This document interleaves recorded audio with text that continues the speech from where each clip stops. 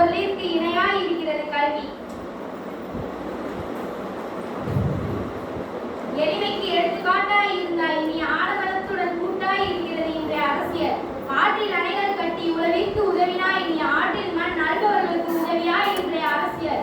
உன் இறப்பின் போது சொற்ப காசை மிச்சம் இந்த ஸ்வீட்ஸ் வங்கி கணக்கை வைத்தே அரசியல் தொடங்க. தொண்டு செய்யவே அரசியல் நுழைந்தாய் நீ தொழிலாய் மாறிக் கொள்கிறது இன்றைய அரசியல். விருதுநகர் மகனே, உன் போல் ஒருவர் தேடி தேடி கண்டினோம்.